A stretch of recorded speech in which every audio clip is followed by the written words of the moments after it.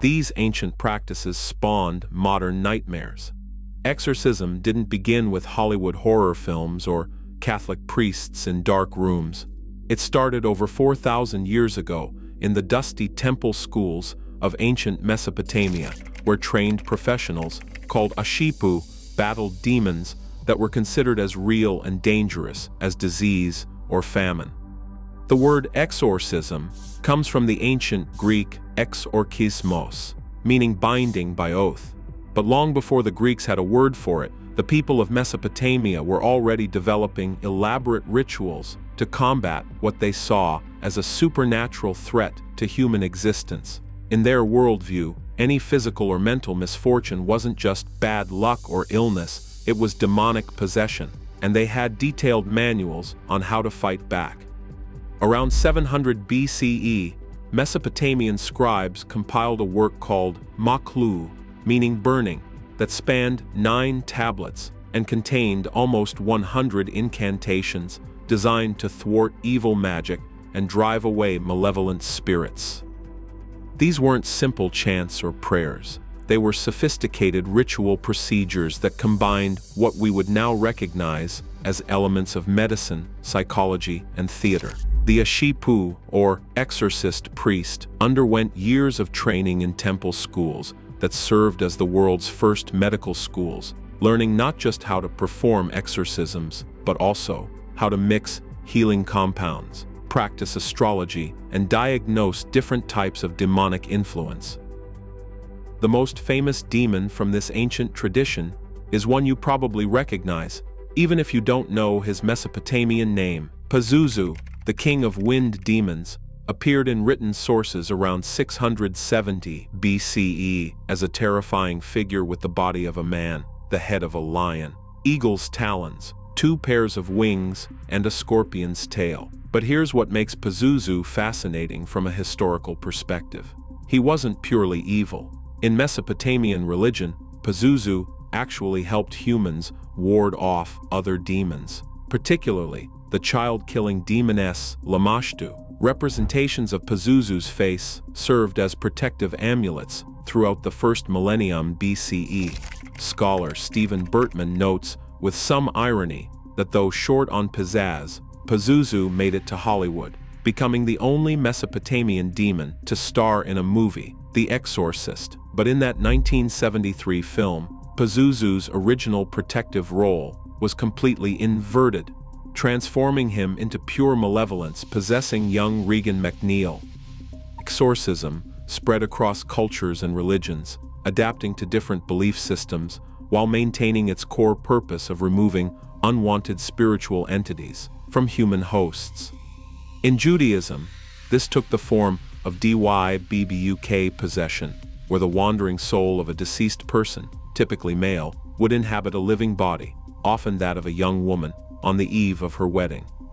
The first recorded case occurred in Safii in 1571, and the concept became so embedded in Jewish culture that playwright S. Ansky wrote his famous work The Dybbuk in 1914, later adapted into a ballet by Leonard Bernstein.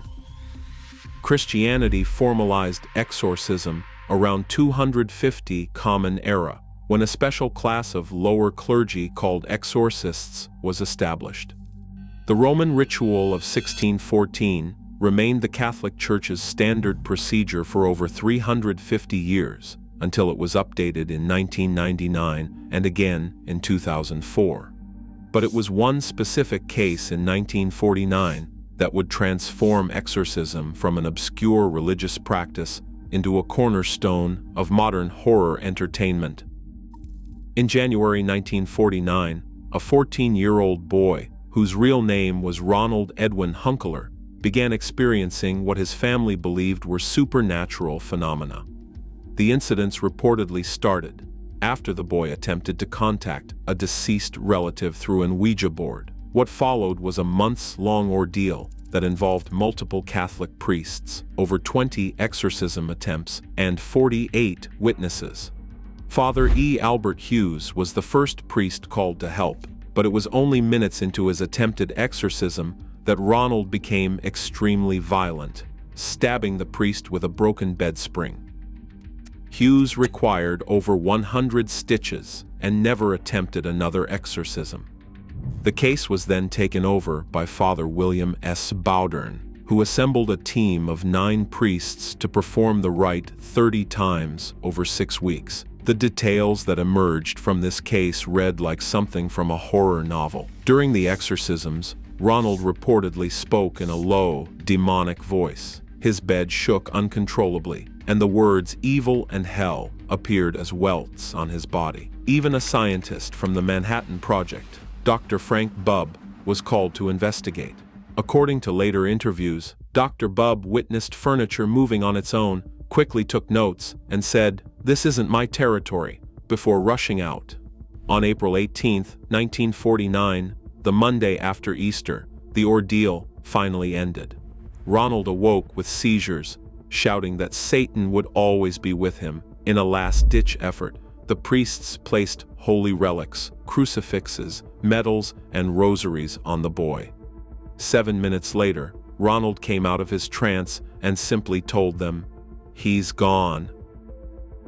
This case might have remained an obscure footnote in Catholic Church records, if not for William Peter Blatty, who heard about it during his time at Georgetown University.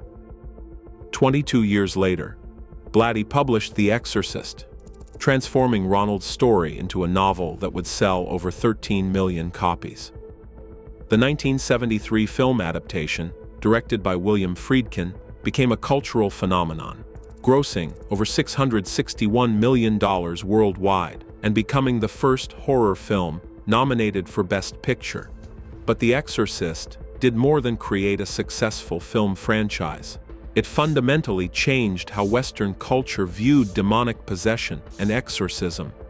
Critic Pauline Kael observed that the film served as the biggest recruiting poster the Catholic Church has had since the sunnier days of Going My Way and the Bells of St. Mary's. While critics in predominantly Muslim Tunisia saw it as unjustified propaganda in favor of Christianity and banned its 1975 release.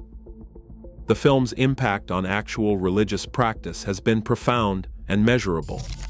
When Father Vincent Lampert was appointed as an exorcist for the Indianapolis Archdiocese in 2005, he was one of only 12 such specialized Catholic priests in the United States. By 2016, that number had grown to 50. Today it's estimated to be between 125 and 150. The International Association of Exorcists, founded in 1990 with just 12 members, had grown to 300 members from 30 countries by the time the Vatican formally recognized it in 2014. Father Gabriele Amorth, who became the most famous Catholic exorcist of the modern era, claimed to have performed at least 60,000 exorcisms during his ministry. However, even Amorth admitted that only about 100 of these were for what he considered genuine demonic possession. The vast majority, he acknowledged, involved people suffering from psychological or medical conditions. This tension between spiritual and medical explanations for apparent possession remains at the heart of modern exorcism practice. According to Vatican guidelines issued in 1999, anyone claiming to be possessed must first be evaluated by doctors to rule out mental or physical illness. The Church now regards genuine demonic possession as extremely rare and easily confused with mental illness. Yet, demand for exorcisms continues to rise dramatically. Father Palilla told Vatican Radio that there are 500,000 alleged cases of demonic possession or activity in Italy annually, with claims tripling in recent years. The International Association of Exorcists declared these increasing requests a pastoral emergency in 2018. In response, the Vatican now offers courses on exorcism, and in 2019, for the first time, opened these training sessions to members of other Christian denominations. Father Lampert offers his perspective on this trend, saying that as faith is in decline, there may be more people who open themselves up to the reality of evil. He views exorcism through the lens of spiritual warfare, stating that there is a war being waged between good and evil. Faith in God will lead us in one direction, lack of faith will lead us in another. The film industry has responded to this renewed interest with a steady stream of exorcism-themed horror movies. Russell Crowe starred in The Pope's Exorcist in 2023 and The Exorcism in 2024. The Exorcist Believer was released in October 2023, though its poor reception led to the cancellation of a planned trilogy. The franchise is now being rebooted under director Mike Flanagan. This modern renaissance of exorcism entertainment and practice raises important questions about the relationship between ancient fears and contemporary anxieties. The same demons that terrorized Mesopotamian farmers 4,000 years ago continue to captivate audiences today, albeit through different media and cultural contexts. What makes this continuity particularly striking is how little the core human experience has changed. Ancient Mesopotamians faced disease, death, mental illness, and inexplicable suffering, and they created elaborate systems to combat what they saw as supernatural forces behind these afflictions. Modern audiences facing their own anxieties about mental health, loss of faith, and societal breakdown find similar comfort in stories about forces of good triumphing over ultimate evil. The transformation of Pazuzu from protector to predator in The Exorcist perfectly captures this cultural evolution. Ancient peoples created demons that could be bargained with, controlled, or even enlisted as allies against greater threats. Modern horror has stripped away this complexity, creating entities of pure malevolence that can only be defeated through faith, ritual, and sacrifice. Yet beneath these surface changes, the fundamental appeal remains constant. Exorcism narratives offer something that purely medical or psychological explanations cannot: the promise that our deepest sufferings have meaning, that good and evil are real and distinguishable forces, and that through proper knowledge and faith, even the most terrifying experiences can be overcome. From the temple schools of ancient Mesopotamia to the multiplex theaters of today, humans have used the concept of demonic possession to explore their deepest fears while simultaneously offering hope for transcendence. The Asipu priests who compiled the Maklu tablets would recognize something familiar in Father Lampert's modern approach to exorcism, even as they would be bewildered by the technology and cultural context surrounding it. This is what they feared, and what we continue to fear: the possibility that our minds and bodies might not be entirely our own, that malevolent forces beyond our understanding might influence our thoughts and actions. But it is also what they hope, and what we continue to hope, that through knowledge, faith, and community support, even the darkest spiritual crises can be overcome. The ancient roots of exorcism in horror reveal not just our capacity for terror, but our equally powerful capacity for resilience and transcendence.